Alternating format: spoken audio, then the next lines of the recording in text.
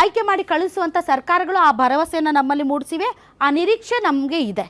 ಆದರೆ ಇದು ನೋಡಿದರೆ ಇದು ಸಾಲು ಎವ್ರಿ ಇಯರ್ ಈಗ ಮಕ್ಕಳಿಗೆ ಏನಾಗೋಗಿದೆ ಗೊತ್ತಾ, ಎಷ್ಟು ಕಷ್ಟಪಟ್ಟರೆ ಎಷ್ಟು ಬರೆದ್ರೆ ಏನಂತೆ, ಯಾವನೋ ಒಬ್ಬನು ಅಲ್ಲಿ ಲೀಕ್ ಮಾಡ್ತಾನೆ, ಯಾವನೋ ಒಬ್ಬನು ಬರೀತಾನೆ, ಯಾವನೋ ಒಬ್ಬನು ಹೋಗ್ತಾನೆ, ನಾವ್ಯಾಕೆ ಓದಬೇಕು ಅನ್ನೋದು ತಿರಸ್ಕಾರ ಭಾವ ಬಂದ್ಬಿಟ್ಟಿದೆ. ಮೇಡಮ್ ಇದು ನೋಡಿ, the collapse of education is the collapse of the nation. ಈಗ ಮಾಡ್ತಾ ಇರೋದು ಇವ್ರು ಇದೇ ಕೆಲಸ. ಬರೀ ಇದೊಂದೇ ಅಂತಲ್ಲ, NTA ನೀಟ್ ಎಕ್ಸಾಮ್ಸ್ ಒಂದೇ ಅಂತಲ್ಲ, ಈ ಹಿಂದೆ ನಡೆಸಿರೋಂಥ ಪ್ರತಿಯೊಂದು ಎಕ್ಸಾಮ್ಸಲ್ಲೂ ಇವರು ಸ್ಕ್ಯಾಮ್ ಮಾಡ್ಕೊಂಡೇ ಬಂದಿದ್ದಾರೆ. ಇವರು ದೊಡ್ಡ ದೊಡ್ಡ ತಿಮ್ಮಿಂಗಳಲ್ಲಿ ಏನಿದ್ದಾರೆ, ಸರ್ಕಾರದ ಮಟ್ಟಿಗೆ ಮಿನಿಸ್ಟರ್ಸ್ ಇರ್ಬೋದು, MLA ಇರ್ಬೋದು, MP ಗಳಿರ್ಬೋದು, ಮಧ್ಯವರ್ತಿಗಳಿರ್ಬೋದು, ಬಿಸ್ನೆಸ್ ಮ್ಯಾನ್ ಇರ್ಬೋದು, ಇವರೆಲ್ಲರೂ ಇನ್ವಾಲ್ವ್ಮೆಂಟ್ ಇದ್ದಾರೆ. ಇವ್ರನ್ನೆಲ್ಲರನ್ನೂ ಬಿಟ್ಟು ಇವ್ರು ಏನು ಮಾಡ್ತಾರೆ ಅಂತಂದರೆ, ಕಾಮನ್ ಮ್ಯಾನ್ ಏನೂ ಗೊತ್ತಿರಲ್ಲ ಪಾಪ, ಅವನೊಂದು 5 ಲಕ್ಷ 10 ಲಕ್ಷದಷ್ಟೇ ನೋಡ್ತಾನೆ. ಈ ಒಂದು CBI ತನಿಖೆ, ಇಮಿಡಿಯೇಟ್ CBI ತನಿಖೆ ಕೊಟ್ಟರಲ್ಲ ಮೇಡಮ್ ಇವರು. CBI ತನಿಖೆ ಏನಂತಂದರೆ, ಈಗ ವಾಟ್ಸಪ್ ಕಾಲು, ಮೊಬೈಲ್ ಕಾಲ್ ಲಿಸ್ಟು ಮತ್ತು ಟೆಲಿಗ್ರಾಮಲ್ಲಿ ಇವೆಲ್ಲ ಶೇರ್ ಮಾಡಿರ್ತಾರಲ್ಲ ದೊಡ್ಡ ಮಟ್ಟಕ್ಕೆ, ಅವ್ರನ್ನೆಲ್ಲ ಸೇಫ್ ಗಾರ್ಡ್ ಮಾಡೋದಕ್ಕೆ, ಇವ್ರನ್ನ ಸೇಫ್ ಗಾರ್ಡ್ ಮಾಡೋದಕ್ಕೆ ಇಮಿಡಿಯೇಟ್ CBI ತನಿಖೆ ಕೊಟ್ಟರು. CBI ತನಿಖೆ ರಿಪೋರ್ಟ್ಸ್ ಎಲ್ಲಿ ಹೋಗುತ್ತಿದ್ದು ಸರ್? 2024ರಲ್ಲಿ ಹಿಂಗೆ ಆಯ್ತು ಸರ್.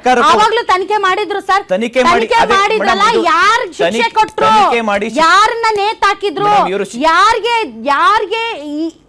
ಈ ವಿಚಾರದಲ್ಲಿ ಅತಿ ದೊಡ್ಡ ಶಿಕ್ಷೆ ಆಗಿದೆ. ರಿಪೋರ್ಟ್ಸ್ ಇದು ಗವರ್ಮೆಂಟ್ಗೆ ಹೋಗುತ್ತೆ, ಸೆಂಟ್ರಲ್ ಗವರ್ಮೆಂಟ್ಗೆ. ಇದೇನ್ ಮಾಡಬೇಕು ಇವರು, ಸುಪ್ರೀಂ ಕೋರ್ಟ್ ಆಕ್ಟಿವ್ ಜಡ್ಜ್ನ ಅವ್ರ ಮುಖಾಂತರ ಅವ್ರನ್ನ ತಗೊಂಡು ಎಲ್ಲ ರಿಪೋರ್ಟ್ಸು ಮತ್ತು ಅವ್ರ ಇನ್ವಾಲ್ವ್ಮೆಂಟ್ ಇರಬೇಕು ಸುಪ್ರೀಂ ಕೋರ್ಟ್ ಜಡ್ಜು.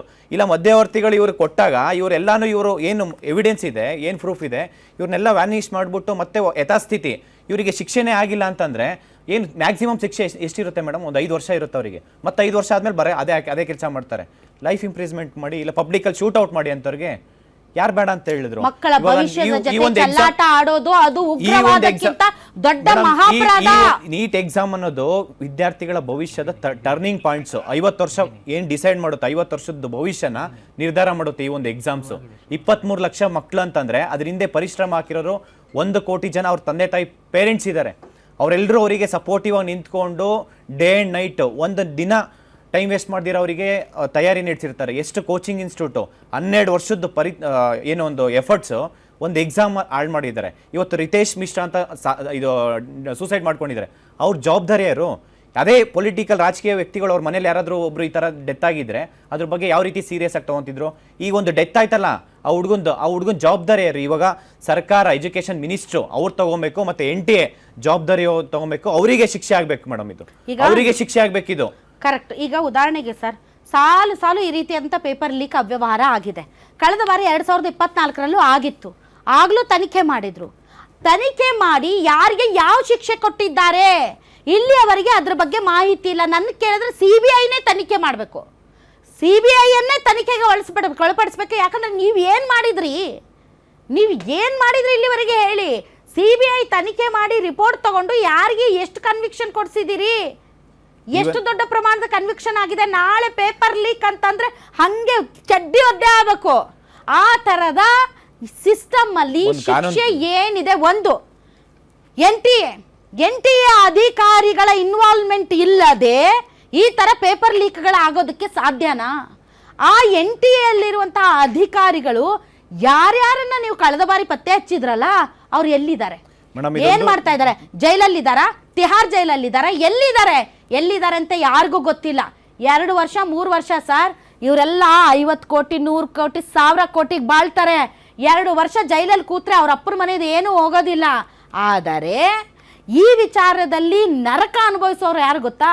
ತಂದೆ ತಾಯಿಗಳು. ನಿಮ್ಗೊಂದು ಎಕ್ಸಾಂಪಲ್, ನಾನು ಜಾಸ್ತಿ ಮಾತಾಡ್ತಾ ಇಲ್ಲ. ಇಲ್ಲೇ ಬೆಳಗಾವಲ್ಲಿ ಒಬ್ಬ ಹುಡುಗಿ, ಆಕೆಗೆ ಮದುವೆ ಮಾಡ್ಬೇಕಂತ ಪಟ್ಟು ಹಿಡಿದು ಕೂತಿರ್ತಾರೆ. ತಂದೆ ಇಲ್ಲ, ತಾಯಿ ಒಬ್ಬರೇ, ಸೋದರ ಮಾವಂದ್ರು ನೋಡ್ಕೋತಾರೆ. NEET exam ಬರ್ದಿದ್ದಾಳೆ. ನೀಟಲ್ಲಿ ನೀ ಚಲೋ ಮಾಡಿದರೆ ನಿನಗೆ ಮುಂದಕ್ಕೆ ಓದಿಸ್ತೀವಿ, ಚಲೋ ಮಾಡಿಲ್ಲ ಅಂದ್ರೆ ಮದುವೆಗೆ ಒಪ್ಗೋ ಆಯಿತು ಅಂತ ಪಾಪ ಹುಡುಗಿ ನೀಟ್ ಬರೆದ್ಲು, ಎಲ್ಲ ಆಯಿತು. ಈಗ ನೀಟ್ ಕ್ಯಾನ್ಸಲ್ ಆಗೈತೆ. ಅವಳಿಗೆ ಇದಾಗಬೇಕು, ಏನು ಮಕ್ಕಳ ತಜ್ಞೆ ಆಗಬೇಕು ಅಂತ ಭಾಳ ಆಸೆ ಆ ಹುಡುಗಿಗೆ. ಈಗ ನೀಟ್ ಕ್ಯಾನ್ಸಲ್ ಆಗಿದೆ. ನೀ ಬರೆದ್ರು ಅಷ್ಟೇ, ಬರೆದಿದ್ರು ಅಷ್ಟೇ, ಯಾವನೋ ದುಡ್ಡಿನವ್ರನ್ನ ಕೊಡ್ತಾರೆ, ನೀ ಬರೆಯೋದು ಬೇಡ, ಮದುವೆ ಆಗಂತ ಕುಂತಾರೆ ತಂದೆ ತಾಯಿಗಳು. ಆಕೆ ಕಟ್ಟಿದ ಕನಸುಗಳು ಒಡೆದು ಹೋಯ್ತು, ನುಚ್ಚು ನೂರಾಗೋಯ್ತು. ಆಕೆ ವೈದ್ಯ ಆಗಬೇಕು ಅನ್ನುವಂಥದ್ದು, ತಾನು ಮಕ್ಕಳ ಡಾಕ್ಟ್ರ್ ಆಗಬೇಕು ಅನ್ನುವಂಥದ್ದು ಎಲ್ಲ ಹಾಳಾಗೋಯ್ತು. ಈಗ ಆಕೆ ಮುಸುರಿ ತಿಕ್ಕೊಂಡು ಮಕ್ಕಳನ್ನ ಹೆರ್ಕೊಂಡು ಮನೆಯಾಗ ಕುಂತಿರ್ಬೇಕು. ಇದಕ್ಕೆ ಕಾರಣ ಯಾರು? ಇವ್ರು ಹೇತಾಡಿ ಸಾರ್ಸಾಡಿದ್ದು ಮಕ್ಕಳು ಕ್ಲೀನ್ ಮಾಡಬೇಕಾ? I may sound very cheap, but that is the art truth ma'am. ಏನು ಹೇಳ್ತೀರಿ ಮೇಡಮ್? ಅದು ನೀವು ಇವಾಗ ಏನು ಹೇಳಿದ್ರಿ, ನಿಜವಾಗ್ಲೂ ಈ ರೀತಿ ಕೋಟ್ಯಂತರ ಜನರ ಒಂದು ಹೃದಯಗಳು ನುಚ್ಚುನೂರಾಗಿದೆ, ಭಗ್ನಗೊಂಡಿದೆ, ಆಸೆಗಳು ಕಮರಿ ಹೋಗಿದೆ. ಒಬ್ಬ ವ್ಯಕ್ತಿ, ಒಬ್ಬ ಸ್ಟೂಡೆಂಟ್ ಇಲ್ಲಿ ನೀಟ್ ಬರೀತಾನೆ ಅಂದರೆ ಅವನ ಎಂಟೈರ್ ಫ್ಯಾಮಿಲಿಗೆ ಅದು ಅಗ್ನಿ ಪರೀಕ್ಷೆ ಆಗಿರುತ್ತೆ, ಅವನಿಗೆ ಪರೀಕ್ಷೆ ಆಗಿದ್ರೆ. ಆ ರೀತಿಯಾಗಿ ಎಂಟೈರ್ ಎಜುಕೇಷನ್ಗೆ ಅಂದರೆ ಎಕ್ಸಾಮ್ಗೆ ತಕ್ಕಂಗೆ ಅವನ ಅಲಾರಮ್, ಮನೆಯ ಗಡಿಯಾರ ಸೆಟ್ ಆಗುತ್ತೆ, ಅಮ್ಮಂದರು ಪ್ರೋಗ್ರಾಮ್ಗಳಿಗೆ ಹೋಗೋದ್ರಲ್ಲಿ ನಿಲ್ಲಿಸ್ಬಿಡ್ತಾರೆ, ಟಿ ವಿ ಎಲ್ಲ ಆಫ್ ಆಗುತ್ತೆ, ಎಲ್ಲ ಸೋಷಿಯಲ್ ಮೀಡಿಯಾ ಆ್ಯಪ್ಗಳಲ್ಲಿ ಡಿಲೀಟ್ ಆಗುತ್ತೆ. ಈ ರೀತಿಯಾದಂಥ ಒಂದು ಸಿದ್ಧತೆ, ಯಾಕಂದ್ರೆ ನಾವೆಲ್ಲ ಅದೇ ಹಾದಿಯಲ್ಲಿ ಬಂದವರು. ಕಾಂತಕುಮಾರ್ ಅವ್ರಿಗೂ ಗೊತ್ತು, ನಾವು KPSC ಹಲವಾರು ಹೋರಾಟಗಳನ್ನೆಲ್ಲ ಮಾಡಿದವರು, ಸಂತ್ರಸ್ತರು ಕೂಡ. ಇಂತಹ ಟೈಮ್ನಲ್ಲಿ ಕರ್ನಾಟಕದ 1,70,000 ಮಂದಿ ಕೂಡ ಬರೆದಿದ್ದಾರೆ. ಸೊ ಈ ಬೇರೆ ಬೇರೆ ರಾಜ್ಯಗಳಲ್ಲಿ ಈ ರೀತಿಯಾಗಿ ಪ್ರಶ್ನೆ ಪತ್ರಿಕೆ ಸೋರಿಕೆಯಾದಂತಹ ಪ್ರಶ್ನೆ ಪತ್ರಿಕೆಗಳನ್ನ ಬರ್ಕೊಂಡವರು ಇಲ್ಲಿ ನಮ್ಮ ಕನ್ನಡದ ಮಕ್ಕಳು ಅದನ್ನು ನೋಡಿಕೊಂಡು ಬರಿಬೇಕು, ಇವರೆಲ್ಲರ ಕನಸುಗಳು ಕೊಚ್ಚಿ ಹೋಗಬೇಕು. ಇದು ಯಾವ ನ್ಯಾಯ? ಅದರ ಜೊತೆಗೆ ಇವರೊಂದು ಎಲೆಕ್ಷನ್ ಮಾಡಬೇಕಾದ್ರೆ 2,40,000 ಕೇಂದ್ರೀಯ ಮೀಸಲು ಪಡೆಯನ್ನು ಬಳಸ್ಕೊಳ್ತಾರೆ ಸೆಕ್ಯೂರಿಟಿಗೆ. ನೆಟ್ಟಗೆ ನಮ್ಮ ಏನು ವಿಕಸಿತ ಭಾರತ ಮಾಡ್ತೀವಿ, 2047ಕ್ಕೆ 2 ಕೋಟಿ ಉದ್ಯೋಗ ಕೊಡ್ತೀವಿ, 5 ಕೋಟಿ ಮಂದಿಗೆ ನಾವು ಏನು ಸ್ಕಿಲ್ ಡೆವಲಪ್ಮೆಂಟ್ ಮಾಡ್ತೀವಿ ಅಂತ ಹೇಳಿದ್ರು, ಕೌಶಲ್ಯಾಭಿವೃದ್ಧಿ ಮಾಡ್ತೀವಿ ಅಂತ. ನೀವೇನು ಮಾಡೋದು ಬೇಡ, ಹಾಳಾಗೋಗ್ಲಿ, ನಾವು ಕಲಿತು ನೆಟ್ಟಗೆ ಪರೀಕ್ಷೆ ಬರೆದು ನಾವೇ ದುಡ್ಡು ಕೊಟ್ಟು ಏನೋ ಒಂದು ಮಾಡ್ತೀವಿ ಅಂದರೆ ಅದಕ್ಕೂ ಇವರು ವರ್ಷ ಮಾಡ್ತಾರೆ. CBI ತನಿಖೆ ಅಂತ ಯಾಮರಿಸ್ತಾರೆ. 2016ರಲ್ಲಿ ಆಗಿದೆ, 2024ರಲ್ಲಿ ಆಗಿದೆ, ಈ ಸಲನೂ ಆಗಿದೆ. ಮಧ್ಯಪ್ರದೇಶದಲ್ಲಾದಂತಹ ವ್ಯಾಪಕ ಹಗರಣ, BJP MLA ಒಬ್ಬ ಒಡೆತನದಲ್ಲಿರೋ ಕಾಲೇಜಿನಲ್ಲಿ ಆಗಿರುವಂಥದ್ದು. ಟಾಪ್ 10 ಯಾರು ಬಂದಿದ್ದಾರೆ ಅದರಲ್ಲಿ 7 ಮಂದಿ ನಾವು ಕಾಲೇಜ್ ಸ್ಟೂಡೆಂಟ್. ಯಾರೆಲ್ಲ ಶಂಕಿತರಿದ್ರು ಶಂಕಾಸ್ಪದವಾಗಿ ಕೊಲೆಯಾಗಿ ಹೋದರು. ಭಾರತ ದೇಶ ಕಂಡ ಅತ್ಯಂತ ದೊಡ್ಡ ಹಗರಣ ನೇರವಾಗಿ BJP ನೇತಾರರು. ಇವಾಗ ಇವನು ಕೂಡ ಅಷ್ಟೇ, ಇವಾಗ ಯಾರು ಸಿಕ್ಕಿದಾನಲ್ಲ ದಿನೇಶ್ BY, ಎಜುಕೇಷನ್ ಮಿನಿಸ್ಟರ್ ಜೊತೆ ಸಖ್ಯ ಇರುವಂಥವನು. ಇದು ಯಾವುದೂ ಇಲ್ಲ. ಇವರು ತಿಂಗಳಿಗೊಮ್ಮೆ ಮನ್ ಕಿ ಬಾತ್ ಮಾಡ್ತಾರೆ, ಪರೀಕ್ಷಾ ಪೇ ಚರ್ಚೆ ಮಾಡ್ತಾರೆ. ಇದು ಯಾವುದಕ್ಕೂ ಹೊಣೆಗೆ ಹಿಡಿತಾನ ಅಲ್ವಾ? ಇದು ಒಂದು ಕೊಠಾರಿ ಆಯೋಗ ಹೇಳುತ್ತೆ ಈ ದೇಶದ ಭವಿಷ್ಯ ಆಯಾ ತರಗತಿಗಳಲ್ಲಿ ರೂಪುಗೊಳ್ಳುತ್ತೆ ಅಂತ. ಏನು ಮಾಡ್ತಾ ಇದ್ರೆ ಈ ತರಗತಿಗಳಲ್ಲಿ ಜನರ ಕನಸುಗಳನ್ನು, ಯುವ ಶಕ್ತಿಯ ಕನಸುಗಳನ್ನು ಕೊಲ್ತಾ ಇದ್ದಾರೆ. ಇಂತಹ ಒಂದು ಎಕ್ಸ್ಪೀರಿಯನ್ಸ್ಗೆ ಒಳಗೊಂಡ ಮಕ್ಕಳ ನೈತಿಕತೆ ಏನಾಗಬೇಕು, ಉತ್ಸಾಹ ಏನಾಗಬೇಕು, ನಾವು ನಿಯತ್ತಿನಿಂದ ಬಾಳ್ತೀವಿ, ಸಮಾಜಕ್ಕೆ ಕೊಡುಗೆ ಕೊಡ್ತೀವಿ ಅನ್ನುವಂಥ ಒಂದು ಫೀಲಿಂಗ್ ಇದ್ರೆ ಅದೆಲ್ಲವನ್ನು ಇವರು ಡೆಮಾಲಿಷ್ ಮಾಡಿ ಹಾಕಿಲ್ವಾ? ಏನು ಮಾಡ್ತಾ ಇದೆ BJP? ಕೇಂದ್ರ ಸರ್ಕಾರ ಹೊಣೆ ಹೊತ್ಕೊಳ್ಬೇಕು, ರಾಜೀನಾಮೆ ಕೊಡಬೇಕು. ಮಾತೆತ್ತಿದ್ರೆ ಹೇಳ್ತಾರೆ ನಾವು ಅವ್ರಿಗೆ ಫೀಸ್ ತಗೊಳ್ಳೋದಿಲ್ಲ ಅಂತ. ಎಂತ ಬಂಡ ಉತ್ತರ! 4,000 ರೂಪಾಯಿ ಬಾಳುತ್ತಾ ಒಂದು ಎಕ್ಸಾಮು? ಚಿಲ್ಲರ್ ಸ್ಟೇಟ್ಮೆಂಟ್ ಅಂತಾರೆ ನಮ್ಮ ಕಡೆ ಉತ್ತರ ಕರ್ನಾಟಕದ. 4,000 ರೂಪಾಯಿ ಬಾಳುತ್ತಾ? ಒಬ್ಬ ವ್ಯಕ್ತಿಯ ಕನಸು, ಅವನ ಜೀವಮಾನದ ಭವಿಷ್ಯ. ಒಬ್ಬ ಮಗು ಸ್ಕೂಲ್ ಎಕ್ಸಾಮ್ ಮುಗಿಸಿ ಬಂದ ನಂತರ ಹೇಳುತ್ತೆ, ಅಪ್ಪ ನೀವ್ ಹೇಳ್ದಂಗೆ ಮೇಡಮ್, ಅಪ್ಪ ಅಮ್ಮ ನಿಮ್ಮ ಕಷ್ಟ ಎಕ್ಸಾಮ್ ಆಗೋದಕ್ಕಿಂತ ಮುಂಚೆ ಸರ್ ಪ್ರದೀಪ್ ಗೌಡ್ರೆ 2 ಮೆಸೇಜ್ ಬರ್ತಾವಂತೆ. ನೀವಿನ್ನೂ ಎಲ್ಲಿದ್ದೀರಿ, ನಾವು ಇನ್ನೂ 10 ಹೆಜ್ಜೆ ಮುಂದಿದ್ದೀವಿ ಅಂತ, ಈಸಿ ಅಂತ ತಿಳ್ಕೊಬೇಡ್ರಿ ನೀಟು ಅಂತ ಮೆಸೇಜ್ ಮಾಡ್ತೈತಂತೆ NTA. ಟ್ವೀಟ್ 10 ಹೆಜ್ಜೆ ಮುಂದದಾರಂತ ಇವರು. 10 ಹೆಜ್ಜೆ ಏನಕ್ಕೆ ಮುಂದಿದ್ದಾರೆ ಹೇಳ್ರಿ? ಹೇಸಿಗೆ ಎಲ್ಲಿ ಸಿಗ್ತೈತಿ ಬಾಚ್ಕೊಂಡು ತಿನ್ನಾಕ? 10 ಹೆಜ್ಜೆ ಮುಂದೆ. Sir accountability 1, 2 punishment. ಇಲ್ಲಿ ಅಕೌಂಟಬಿಲಿಟಿನೂ ಇಲ್ಲ, ಪನಿಷ್ಮೆಂಟೂ ಇಲ್ಲ, ಮತ್ತು ಸಿಸ್ಟಮ್ಯಾಟಿಕ್ ಚೇಂಜಸ್ಸೂ ಇಲ್ಲ. ಅಂದರೆ ಇದನ್ನು ತಲೆ ಕೆಡಿಸ್ಕೊಳ್ದೇ ಇರೋಷ್ಟು ಇದು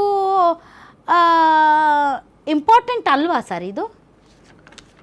ಮೇಡಮ್, ಪ್ರಪಂಚದ 2 ಸಂಸ್ಥೆಗಳು, ಒಂದು ಚೀನಾದ ಗಾವೋಕೋ ಕರೆಕ್ಟ್ ಮತ್ತು ಭಾರತದ ನೀಟ್, 2 ಪರೀಕ್ಷಾ ಕೇಂದ್ರಗಳು ಪ್ರಪಂಚದಲ್ಲಿ ಹೆಸರು ಮಾಡಿರ್ತಕ್ಕಂಥವು.